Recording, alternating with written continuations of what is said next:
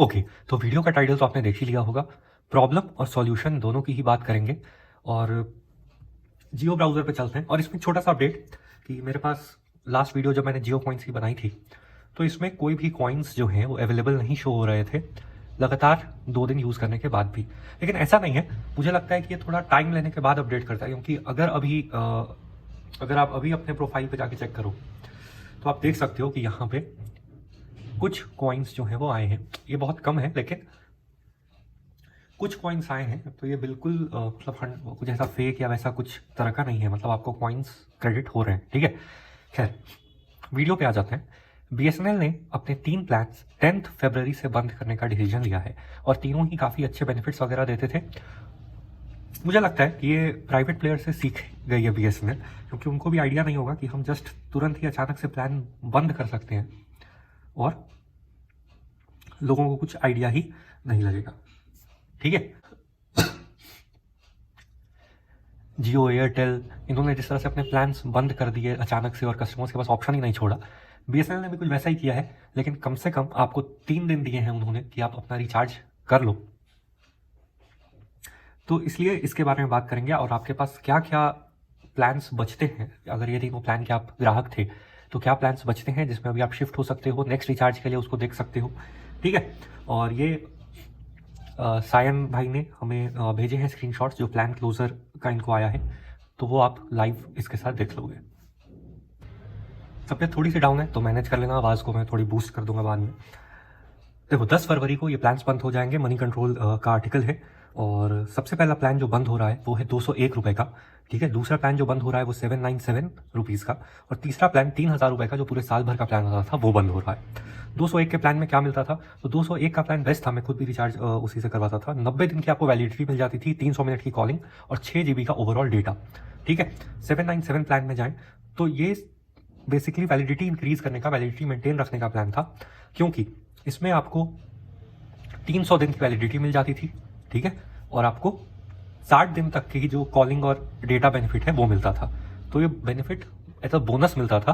Basically ये बस 300 दिन तक आपके सिम को एक्टिव रखने का प्लान था, जो कि आपको 2-2.5 रुपये पर डे में मैनेज हो जाता था। अब आ जाते हैं इनके 3000 रुपये वाले प्लान के साथ। तो ये पूरे साल का प्लान था, 3 GB का पर डे का डेटा और 100 SMS मिलता था विथ अनलिमिटेड कॉलिंग, रोमिंग वगैरह सब कुछ। ठीक है, अगर लाइव प्रूफ की बात कर लें तो यहाँ पे आप देख सकते हो फ्राइडे को इस तरह से आ गया है कि 797 जो है वो डिसकंटिन्यू कर दिया जाएगा। ठीक है, 10 फरवरी से। और ऑल्टरनेटिव प्लान्स एंड ऑफर्स के लिए आप नियरेस्ट बीएसएनएल सीएससी वगैरह जा सकते हो या ऐप में देख सकते हो। इनके ऐप का नाम सेल्फ केयर करके है। और ये है 201 रुपये का प्लान जो इनएक्टिव हो रहा है उसका स्क्रीनशॉट। 201 रुपये का प्लान जो 300 minute voice call, 6 GB data 90 दिन के लिए देता था, वो बंद हो रहा है। तो आपने लाइव प्रूफ भी देख लिया। ऑल्टरनेट्स पे आते हैं तो देखो आपको 2 चीज़ों का ख्याल रखना है, जो सायन भाई की भी क्वेरी थी कि क्या मैं 10 फरवरी से पहले रिचार्ज करा लूँ, है ना, क्योंकि 10 फरवरी तक तो ये वैलिड है। तो देखो आपको ये चेक करना है कि आपकी वैलिडिटी कितने दिन की बची हुई है। ठीक है, अगर आपकी वैलिडिटी बहुत दिनों की है, जैसे सायन भाई की भी 2 महीने की वैलिडिटी बची हुई थी, तो अगर आपकी भी 2 महीने या उससे ज़्यादा की वैलिडिटी है तो आप रुक जाओ, आराम से अपने पर डे कॉस्ट को कैलकुलेट कर लो। बेसिकली मान लो अगर 797 का प्लान है तो उसको 300 से डिवाइड कर लो तो आपके 2-2.5 रुपये आते हैं, तो उस हिसाब से देख लो। क्योंकि बाकी प्लान्स भी ऐसा नहीं है कि थोड़ा ज़्यादा शोर हो गया, बाकी प्लान्स भी हैं बीएसएनएल के पास, ऐसा नहीं है कि कोई भी प्लान ही नहीं बचता ये सारे प्लान बंद होने से, और इसलिए ऑल्टरनेटिव प्लान को देखेंगे। ठीक है, इसके अलावा जो क्यू की बात आती है कि क्या हम प्लान्स क्यू कर सकते हैं, तो देखो इसमें एक छोटा सा प्रॉब्लम है कि प्लान क्यू तो कर सकते हैं, लेकिन प्लान्स एक तो सेम डिनोमिनेशन के, मतलब सेम अमाउंट का प्लान क्यू होगा। जैसे अगर आपका 700 का प्लान था तो आपका 700 का ही प्लान क्यू होगा, और उसमें भी टर्म एंड कंडीशन है कि बीएसएनएल सारे प्लान्स को क्यू करना अलाउ नहीं करता है। अगर आप क्यूइंग प्लान देखोगे तो इनके खुद के वेबसाइट पे तो कोई भी ऑप्शन ही नहीं मिलता है, और इस तरह के एडिशनल वेबसाइट से डेसी टाइम, ये थोड़े फेमस वेबसाइट का मैं बता रहा हूँ, तो इस पर कुछ 2023 के प्रूफ हैं कि हाँ भाई मिल जाता है 2 प्लान क्यू करने के लिए। लेकिन आर्टिकल की बात करूँ तो ये आपको लास्ट अपडेट मिलता है 20 अक्टूबर 2021 का। ठीक है, इंडिया टुडे का आर्टिकल है, इसमें प्लान्स की डिटेल है, वो है 99, 319 और 666, जो कि बंद भी हो गए इतने सालों में, 3 सालों में। ठीक है, और टोटल प्लान्स जिनको वो बता रहे हैं एलिजिबल, वो इस तरह से हैं। 97, 98 का प्लान, 99 का, 118 का, 153 का, 187 का, 198 का, 199 का, 247 का, 319 का, 399 का, 429 का, 485 का, 599 का, 666 का, 997 का और 999 का। ठीक है, तो अगर आप क्यू इन प्लान में से करना चाहते हो तो आप ट्राई कर सकते हो। इंडिया टुडे ठीक ठाक की वेबसाइट है, अच्छी है ना, उस पर भरोसा किया जा सकता है। लेकिन अगर आपको वो रिस्क नहीं लेना है, क्योंकि और कोई अपडेट मिला नहीं मुझे, तो आप यहाँ पे चेकआउट कर सकते हो। देखो, अगर आपको 3 GB पर डे करके डेटा की ज़रूरत नहीं महसूस होती है तो आप आराम से 2399 वाले प्लान के साथ जा सकते हो। ये हो सकता है कि इसको 395 से डिवैल्यू करके 365 डेज कर दिया जाए 2999 के प्लान को रिप्लेस करने के लिए, लेकिन फिर भी अच्छा वैल्यू फॉर मनी है। अगर नहीं, आपको एक मुश्त डेटा चाहिए तो आप 1999 का प्लान ले सकते हो, 365 डेज की वैलिडिटी है। 797 में आपको 300 दिन मिल रहे थे कुछ, वैसा अगर आपको देखना है तो आपके पास फिर सिर्फ 397 का ऑप्शन बच जाता है, जिसमें 150 दिन की वैलिडिटी मिलती है। अगर 397 को दुगना कर दोगे तो भी आपको लगभग उतना ही अमाउंट आएगा।